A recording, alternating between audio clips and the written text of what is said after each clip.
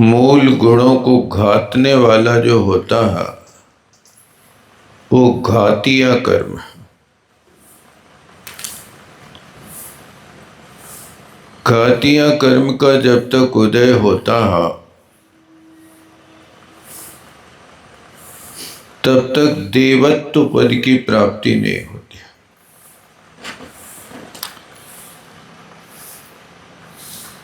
अघातिया कर्म है,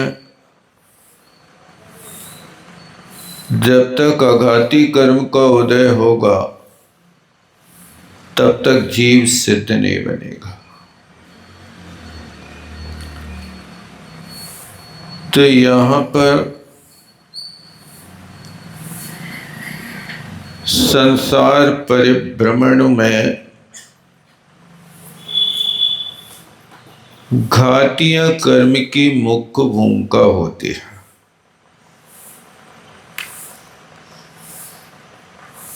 और घातिया कर्म में भी सबसे अहम भूमिका मोहिनी की होती है। इस जीव को मोहिनी कर्म के नाश करने में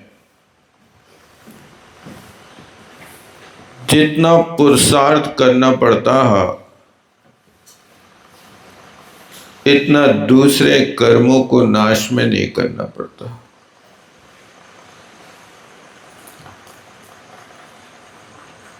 अब इस मोहिनी कर्म की ऐसी प्रकृतियां हैं कि उसके कारण जीव अशुभ परिणाम करता है और अशुभ परिणामों के कारण ऐसी प्रकृतियों का बंध कर लेता है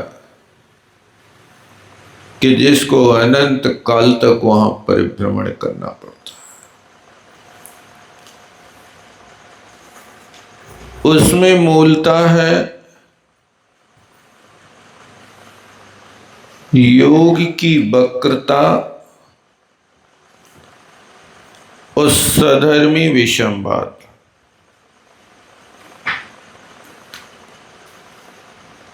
ये योग की कुटिलता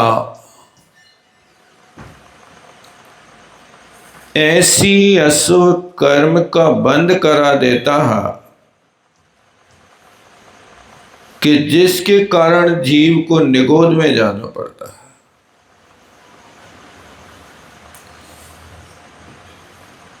ये योग की वक्रता को लोग समझते नहीं। उमा स्वामी महाराज ने सूत्र दिया, योग वक्रता सधर्मी विषमवाद अशुभ नामना। अशुभ नाम कर्म का बंध होता है तो योगों की कुटिलता से होता है। योग की कुटिलता का अर्थ है कहना कुछ करना कुछ, शरीर से बताना कुछ और भाव कुछ, मन की सोच कुछ और क्रिया का रूप देना कुछ।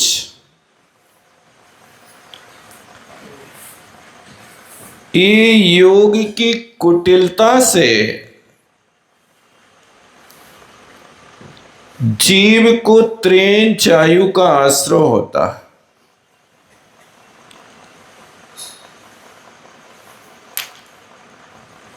उस संसार परिभ्रमण की परिपाटी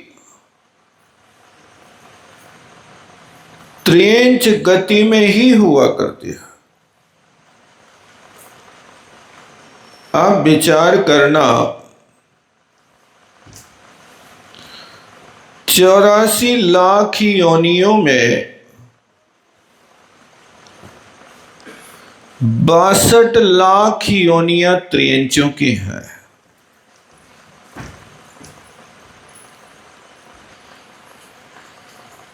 यानी 84 लाख योनियों में 22 लाख योनियों में तो जीव के लिए पावन त्योहार की तरह रहना पड़ता है, लेकिन 62 लाख योनियों में तो अपने निजी घर की तरह रोजमर्रा की जिंदगी जीना पड़ती है। क्योंकि एक त्रियंच गति ऐसी गति है कि जिस गति का काल अनंत काल है और ऐसे आज तक ये अनंत जीव हैं कि जिनने अनंत काल से लेकर आज तक त्रियंच गति का त्याग नहीं किया, दूसरी गति उनको मिली ही नहीं, अनंत काल हो गया। और यदि मिली तो ये अल्प काल के लिए दूसरी गतियों में गया, अपना गुजारा किया और फिर इसके बाद लौट के वहीं चला गया। जीव के लिए स्थायी है तो दो गति हैं, एक त्रियंच गति और दूसरी सिद्ध गति।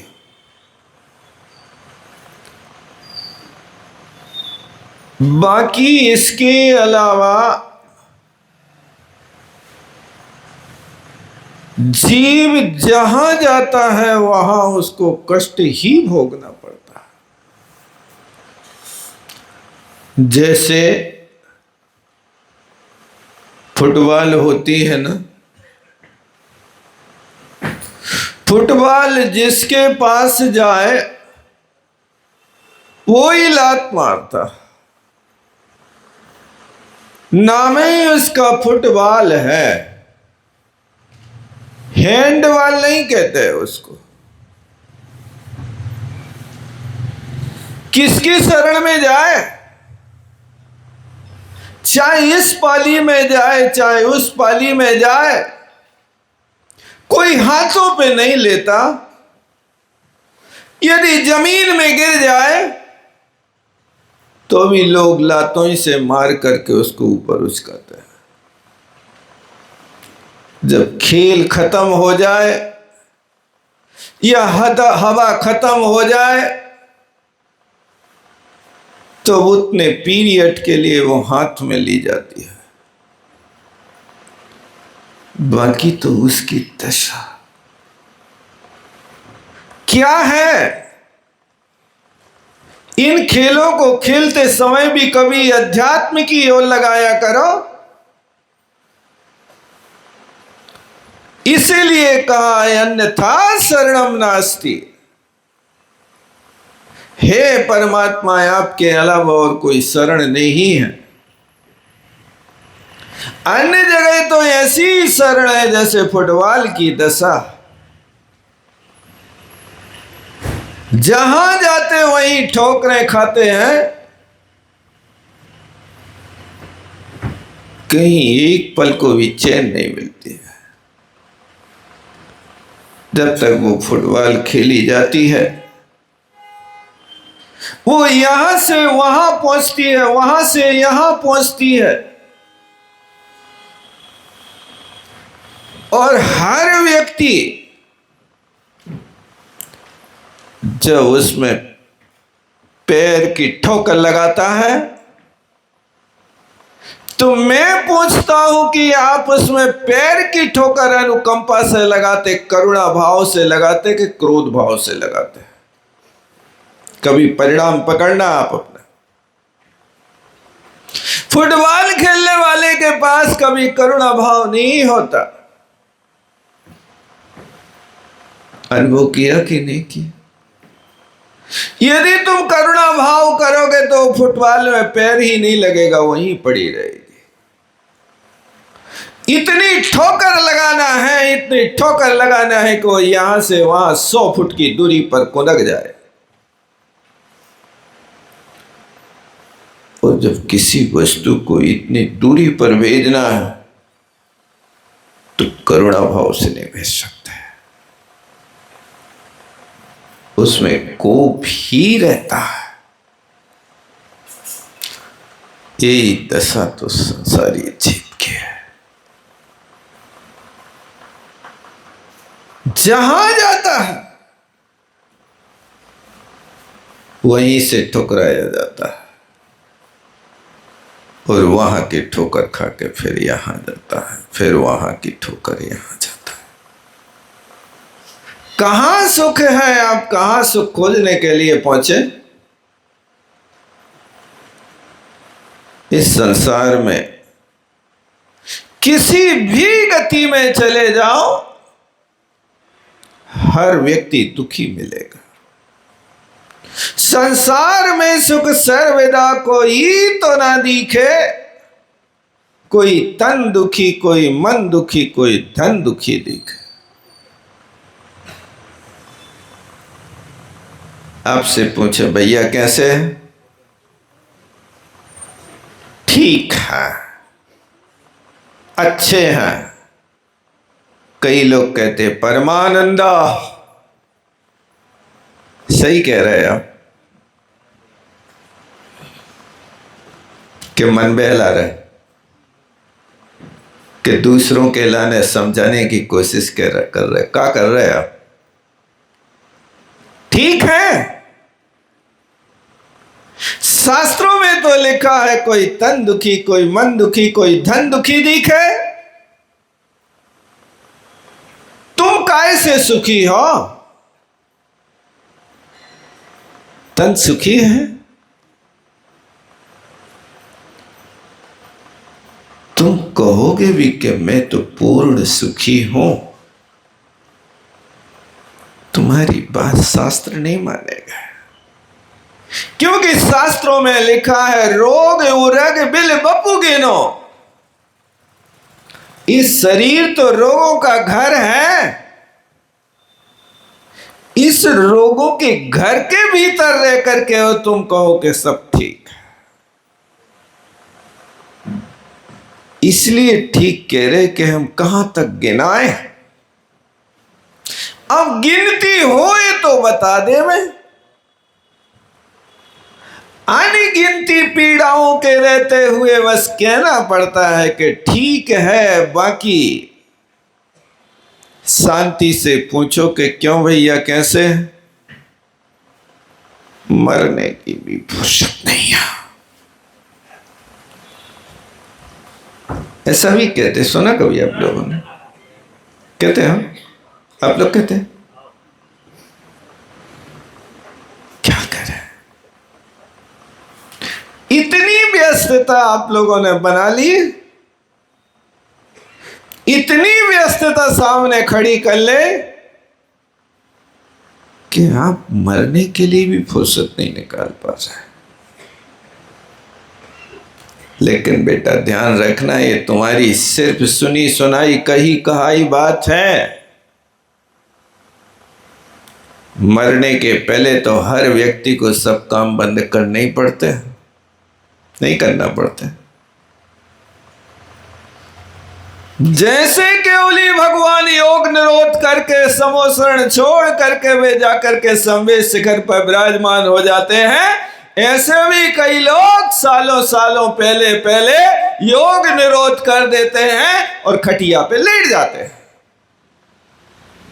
बस ये है कि कोई सालों रहता है, कोई महीनों रहता है, कोई दिनों में रहता है। आज तक दुनिया का कोई व्यक्ति बिना खटिया पे लेटे गया ही नहीं।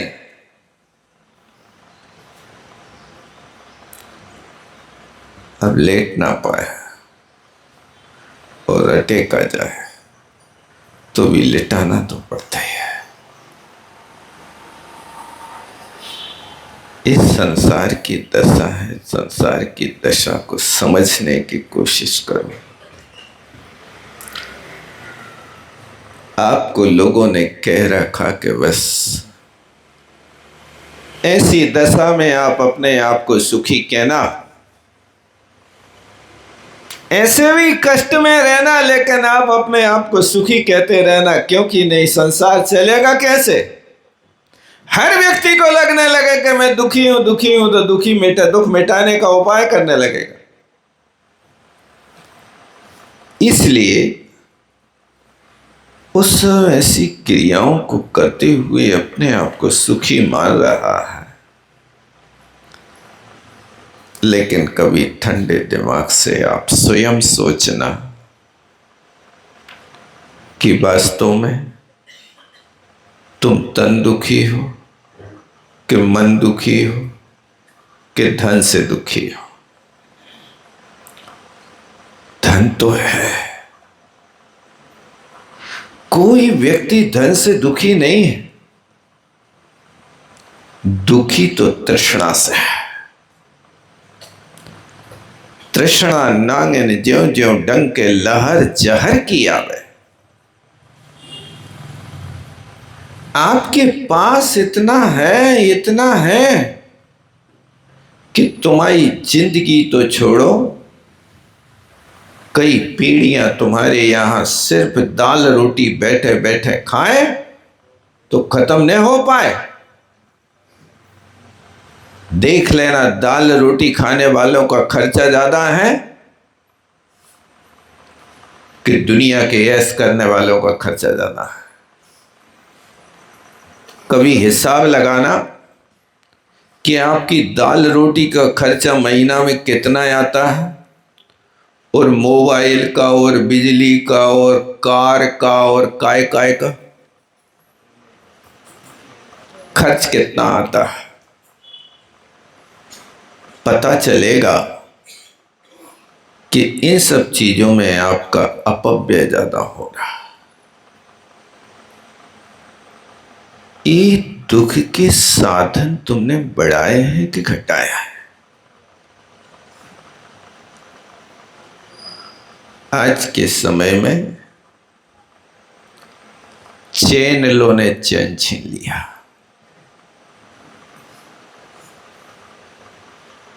चैनलों ने चैन छीन लिया। उस संग्रह वृत्ति ने समता छीन ली और कपट पूर्ण व्यवहार ने प्रेम छीन लिया और व्यस्तता ने मुस्कुराहट छीन ली और राजीव का ने आवश्यक छीन लिया। फिर से बोलो, चैन की खोज में घूम रहे हो आप रात दिन, लेकिन चैनलों से फुर्सत नहीं मिल रही तुम्हें। रोज नए नए चैनल तुम्हारे घर में आते जा रहे हैं। आप कितना देखोगे? आप कभी भी इनसे आज तक किसी ने चैन नहीं पाई। चैन चाहिए तो आपको वहां मिलेगी जहां पर आप जाकर के भगवान के सामने पश्चाताप करोगे, हे भगवान, कित निगोद कित नार की कित्रेंच अज्ञान, आज धन्य मानुष भयो पायो जिनवर थान। परमात्मा में कितनी कितनी पर्यायों को पार करके, कितने भव निगोद के, त्रियंच के, नारकी के, इन सब पर्यायों को पार करते करते आज मेरा यह भाग्य है कि जहां चैन से आपके सामने खड़े होकर के और मैं आपकी शांत छवि को देख रहा हूं। यही पढ़ते ना आप लोग, पढ़ते ना पूजा में, रोज पढ़ते कि कभी कभी पढ़ते? जब पूजा नहीं करते तो कहां से पढ़ोगे? कहां पढ़ते? विनय पाठ में। विनय पाठ शुरू में करते कि बाद में करते? विनय पाठ का अर्थ क्या होता है? क्या होता है विनय पाठ?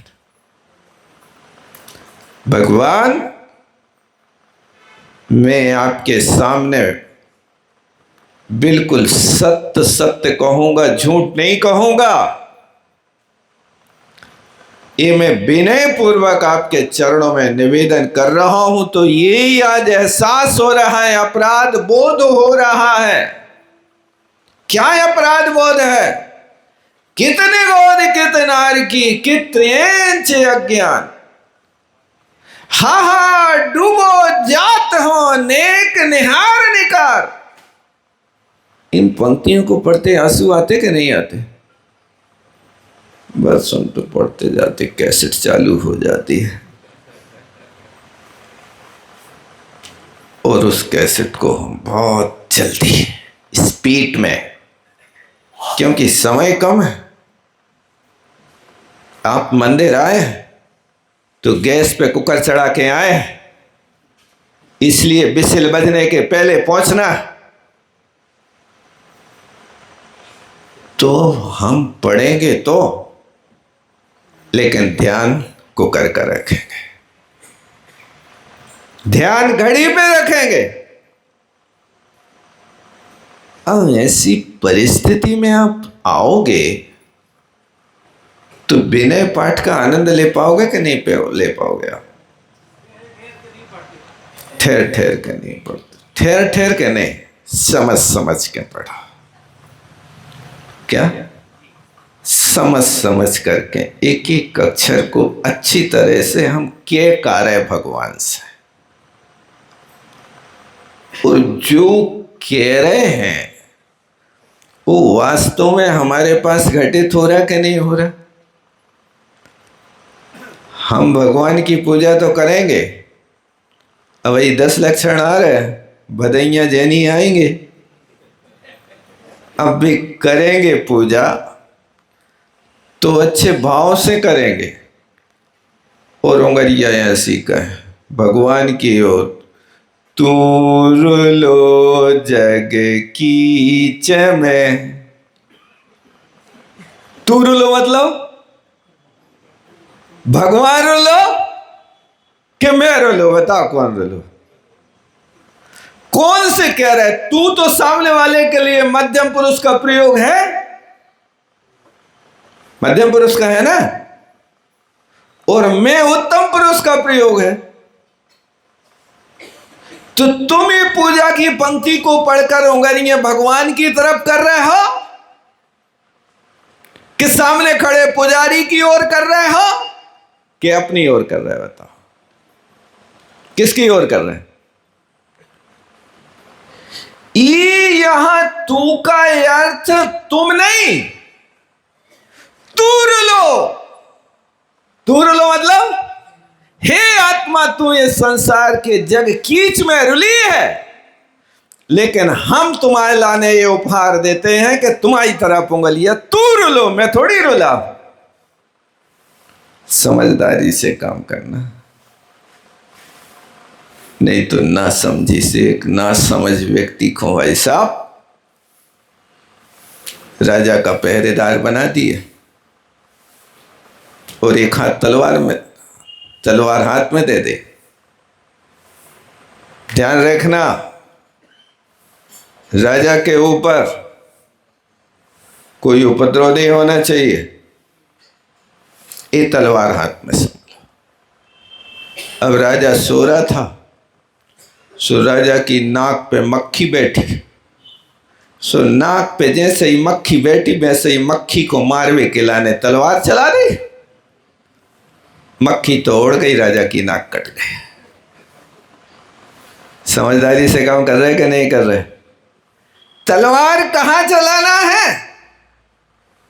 मक्खी के ऊपर तलवार चलाना है कि दुश्मन के ऊपर तलवार चलाना है? इसका विवेक है कि नहीं? अभ्यास किया कि नहीं? नहीं, तलवार हाथ में है, इसलिए जिस किसी स्थान पर चला दो ये ना समझिए। इसी तरह यहां पर कहा जा रहा है कि लिखा तो है तूर लो। आज तक मैं कहता हूं ईमानदारी से बताओ, तुमने तू को अर्थ का लगाओ, तुम लगाओ कि हम लगाओ? क्या लगाया बताओ? तू रोलो जग कीच में तो हम तो हमेशा यही समझते कि लोग ऐसे ही उंगलियां करते भगवान की तरफ के भगवान तू रोलो जग कीच में। सही कर रहे? तू का अर्थ बस अपने साथ लगाना। कभी कभी ऐसे भी प्रयोग किए जाते हैं कि जिसको सामने वाले को कह रहे हैं उसके सामने अपने लिए भी तू करके प्रयोग लोक व्यवहार में भी देखते ना। अपन लोक व्यवहार से तो परिचित होना। मान लीजिए आपके घर में महाराज जी आए, अब आहार करा के महाराज को परिचय कराने लगे। महाराज जो आपको घर आए, ऐसे ही कहते ना, महाराज जो आपको बेटा आए। सब चीजों को परिचय करात हो और हर चीज में आप यही कहो कि आपको आए। अब यहां पर आपको का अर्थ क्या होता है? इसे आपका का अर्थ क्या है बताओ? नहीं है पता? आपको घर आए सुई आपको महाराज के लाने बता रहे हो कि महाराज को घर आए कि हमाओ घर आए? क्या है आपका माने? आपका माने हमारा। आपका अर्थ महाराज का नहीं होता। महाराज के पास तो घर है ही नहीं। और कोई महाराज तुम्हारी बात पे विश्वास कर ले कि चलो ये व्यक्ति दानवीर दाता है, परिचय करा रहा है, आज तक हमें अपने मकान का परिचय नहीं था, पता नहीं था, अब ये कह रहा है महाराज ये आपका घर है, और महाराज कहें कि अब तो हमें तई बैठे ने जे हैं संत भवन में, आवाज से यही हमारा घर है। अब बताओ उस समय क्या करोगे आप? अब सही बताओगे कि अब भी आपका कहोगे? अब तो बैठ गए महाराज आसन मार के, क्योंकि तुम्ही ने कहा और महाराज रिकॉर्डिंग कर ले बे। तुम्ही ने कही ना ये बात, आपको घर आए, तुम्हारे बेटा को अधिकार कर ले बे। चलो अब कह रहे कि महाराज आपका बेटा है, अब चलो बेटा हमारे साथ, हम तुम्हें दीक्षा दें। क्या करोगे बताओ? तब तो वो महाराज को ही गाली दे कि महाराज तुम लोग व्यवहार से बिल्कुल शून्य हो, कछु नहीं समझते हो। नहीं कहोगे? ये कुछ चीजें जो होती हैं लोक व्यवहार में उल्टी चलती हैं। वैसे अब उल्टी चलने वाली चीजों को समझना सही, लेकिन उल्टा नहीं समझना। इसी तरह यहां पर कहा जा रहा है कि संसार में देखो, इन्हें लिखा ना कि लट पिपील यली आदि शरीर धर धर मरो सही बहु पीर। इन सब पर्यायों को धर धर करके, पीर माने पीड़ा को, भयंकर कष्टों को सहन किया, उसी पीड़ा को हम सहन करते आ रहे हैं। फुटबॉल की तरह जहाँ जाते हैं वही लात खा के लौट के आते हैं, फिर इसकी शरण में आते तो फिर वो लात मारता, फिर उसी की शरण में जाते हैं। एक दशा गति से गत्यंतर होने पर जीव की यही होती है। वो जहाँ भी जाता है वहाँ पर ऐसे अनेक कष्ट पाता है और उन कष्टों से उबर कर पूरे जीवन भर तन दुखी, मन दुखी, धन दुखी, और तो सब कुछ है, स्वस्थ है, खान पान है। एक महानुभाव गुना में आए, बोले महाराज सब कुछ अच्छा है, स्वस्थ हो।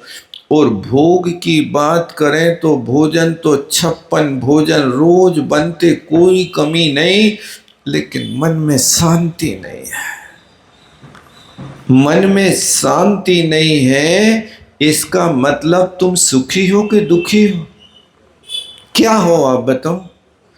ये बाहर की वस्तु से कोई सुखी नहीं होता जब तक आपका मन शांत नहीं होता। और मन वहाँ शांत होता है, आप लोग पढ़ते हैं ना भगवान की स्तुति करते समय, मन शांति भयो मिटे सकल द्वंद, चाखो निजे स्वातम रस सुख निकंद। हे परमात्मा, आज तक मैंने कहीं मन शांत नहीं कर पाया, आपके चरणों में आते ही मन शांत हो गया। आप घर से छुटकारा पाकर के जब मंदिर में आते हो, प्रवचन सुनने आते हो, तो मन शांत होता कि अशांत होता? ईमानदारी से बताओ। शांत हो जाता? अच्छा लगता? तो फिर अच्छा लगता है तो मंदिर से घर जाने का भाव होता कि नहीं होता? आओ तो कहो। होता है? अच्छा, मन आपका जब यहाँ रम गया तो मंदिर से घर जाते हो, तो मंदिर से घर जाने पर आपको अनुभव कैसा होता? जैसे कोई बहू सावन के महीना में पीहर जावे, तो पीहर जाने का आनंद होता है कि पीहर से लौटकर जब ससुराल आवे तब उसका आनंद होता। कैसा होता बताओ? आप लोग अनुभव तो कर चुके हैं ना? नहीं किया? देख लेना। ये है तो जा तो रहे हैं, लेकिन पीहर जाने का मन नहीं होता। वहां से जब शादी हुई थी तब वहाँ सब परिवार के लोगों से लिपट लिपट करके ऐसे आंसू बहाते थे, ऐसे आंसू बहाते कि परिवार की तो छोड़ो, पड़ोस के लोग भी रो रहे थे, इतने कष्ट। और जब 2-4 साल होते हैं, अब पिताश्री का फोन आ रहा, बेटा हम आ रहे हैं। पापा अबे नहीं आई हो, हमें परीक्षा चल रही है, हम बता दें फुर्सत हुई है ऐसे। बताओ सही कह रहे कि नहीं कह रहे? अब पापा कहें कि बेटा तुम तो ऐसी रो रो करके चौमासों मचा के गई थी, वो सीन हमारे हृदय में एल्बम बना बैठो है, और आज हम तुम्हें ले भी आ रहे हैं, सो तुम मना कर रहे? हाउ तो कहो, क्या है? बस समझ में आ रही कि नहीं आ रही? अब वहां से राग कम हुआ कि ज्यादा हुआ? अब कम क्यों हो गया? उस समय तो रो रहे थे तुम, जाना नहीं चाह रहे थे, और माता पिता भी बहुत दुखी थे। ऐसा हुआ भाई साहब, एक बार एक बैरागी लड़का था, लेकिन फिर भी अब उसको गृहस्थी में फंसा दिया गया। माता पिता तो यदि कोई बैरागी हो जाए तो घर में शांति से नहीं रहना दे हैं। वे तो क्या है, या तो दीक्षा करो या गृहस्थी बसाओ, ब्रह्मचारी बन के घर में नहीं रह सकते। ये फार्मूला है परिवार वालों को। निर्णय आज करो, आप घर छोड़ के जाओ, कोरे कागज पे लिख जाओ, ऐसा होता है। या फिर गृहस्थी बसाओ, सो अभी वसीयतनामा लिखो कि जे तुम्हारे लाना है, इससे ज्यादा नहीं मिले। अब वो बेचारा सोचता है कि क्या करें, धोबी को गधा, घर को नौखाट को। अब ले तो लिया व्रत, अब कहाँ जाए जी। घर से धक्का मार के माँ बाप तो स्पष्ट ही कह रहे कि ऐसे न काम चल, अपने पैरों पे खड़े हो जाओ। ये बहुत सारे भंग बनते हैं। और हुआ ये कि उस लड़का की शादी कर देगी। बैरागी तो था ही बेचारा। अब वो बैरागी लड़का की शादी हो गई और जब विदा होने लगी तो सारे परिवार के ऐसे हिलक हिलक के रोए, भाई साहब के लड़का से देखा नहीं गया कि हे भगवान, मैंने कहाँ से ई घर में शादी कर ली कि लोग इतने दुखी हो रहे हैं, इतने दुखी हो रहे हैं जैसे इनके घर से अर्थी उठ रही हो। ये अर्थी थोड़ी उठ रही है, तो डोली उठ रही है। क्या करें। अब उस लड़का को भाई साहब उनके दुख नहीं देखे गए। सो लड़की के बाप से कहा कि पापा जी, तुम लोग इतने दुखी हो रहे हो, इसलिए हम तो तुम्हारी बिटिया हो यहीं छोड़ के जे जा रहे हैं, हम नहीं ले जा सकते, हम नहीं इतना दुखी देख सकते। तो लड़की का बाप कहता है कि हम रोएंगे भी और तुम्हें लड़की भी ले जाना पड़ेगी। ये क्या मामला है? ये रोना तुम्हारा आनंददायी है कि दुखदायी है? क्या है बताओ, ईमानदारी से बताओ। खूब तो रोते हो तुम लोग, अनुभव नहीं किया आज तक? अरे भार उतर गया है, आज रो रहे हैं। अब तो जिंदगी भर के लिए हंसना। हुआ एक बार विदा होते समय दुल्हन रो रही थी, दूल्हा खड़ा खड़ा देख रहा था, तो दूल्हा के मित्र ने कहा यार तुम भी थोड़ा रो ले। तो कहता है भाई साहब ये तो आज रो रही, हमें तो जिंदगी भर रोना, इसलिए इसको आज रो लेने दो, हमारे आंसू देखने कोई नहीं आएगा। तो इस तरह से यहाँ पर मंदिर आने का भाव और मंदिर से घर जाने का भाव, दोनों में अंतर समझना। यदि आप कह रहे हैं कि मन शांत भयो मिट सकल द्वंद्व, मन शांत हो गया तो अब उस शांत मन को अशांति के स्थान पे क्यों ले जा रहे? फिर क्यों घर जा रहे बताओ? बस ऐसे ही दशा है कि जैसे वो लड़की का बाप कह रहा कि हम रोएंगे भी और तुम्हें ले भी जाना पड़ेगी। यही दशा कि हम मंदिर आएंगे भी और मंदिर आने के बाद मुट्ठी भर चावल चढ़ाने के बाद, एक धूप लगाने के बाद और सबसे मिलने जुलने के बाद, जय जिनेंद्र करने के बाद फिर हम घर भी जाएंगे और घर जाकर के हम वही कोलू के बैल बन करके वही काम करेंगे। यही है ना दशा। क्या करोगे आप? घर जाकर के तो काम तो वही करना है आपको। रोटी कपड़ा और मकान जीवन के हैं 3 निशान, और तीसरा चौथा काम तो कुछ करने ही नहीं तुम। इसलिए जितनी देर के लिए तुम मूवी से छुट्टी मिल रही ना, जितनी देर के लिए आप घर से यहां मंदिर आ रहे ना, उतनी देर के लिए आप मन को शांत रखो। यदि वास्तव में इतनी देर के लिए, मतलब आप घड़ी में ला लो कि आपको 1 घंटा के लिए छुट्टी मिली है ना, तो 1 घंटे के लिए पूरे निराकुल होकर के आओ, पूरे फ्री होकर के आओ। और फ्री जब होगे, जब घर से निकलने के बाद आप घर अपने साथ में नहीं लाओगे। तब आप मंदिर आते हो तो घर साथ में लाते कि घर वहीं छोड़ आते?